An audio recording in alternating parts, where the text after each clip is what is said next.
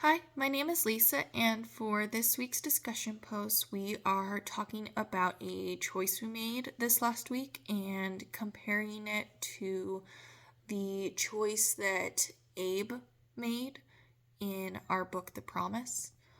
A choice that I made this last week would probably be from Monday. I work what is called per diem at the place I previously worked full time, which this just means that they can call me in for a shift that I say that I'm available for. This would be the first shift in the past 6 months that they've called me in for. And so I was working there for a full shift, and they eventually ended up putting me in a room which was with a surgeon that was doing spinal surgery. And as the day progressed, I ended up not feeling the best. It turns out my lunch or snack had gone bad, and I ate it, and my body was not happy about that. So I wasn't feeling the best, and the charge nurse came in what was going to be about 15 minutes before the end of my scheduled shift and asked me if I was willing to stay late and finish out the rest of this case because there were no other people who were trained to do these procedures.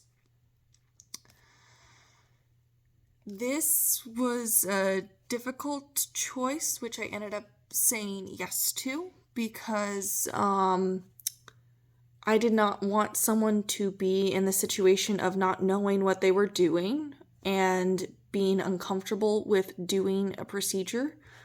And with all that as well, despite me feeling ill, I didn't want someone to be not trained to do something, doing something that they were not trained to do. So this choice was similar to Abe's choice in the book, with trying to make the right choice for someone who is seen as vulnerable, even though it was not necessarily a comfortable or easy choice to make. A passage that describes the uncomfortability with this choice was found on page 260. And it says, Ruth Gordon wept quietly, making no sound, the tears flowing down her face. Abraham Gordon sat alongside her, his tall body bowed and his face ashen. So this passage really speaks to how both of them were struggling with this choice as they finally started to act on this experiment for helping their son. My choice this week was very uncomfortable and unpleasant to myself. However,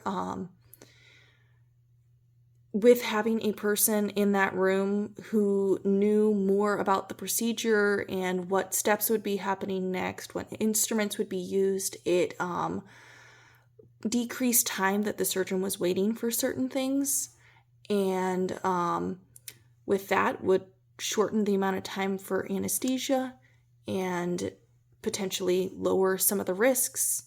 There's less likelihood for things to go wrong with knowing what's going on, which also hopefully means a better outcome for the patient. So, thank you.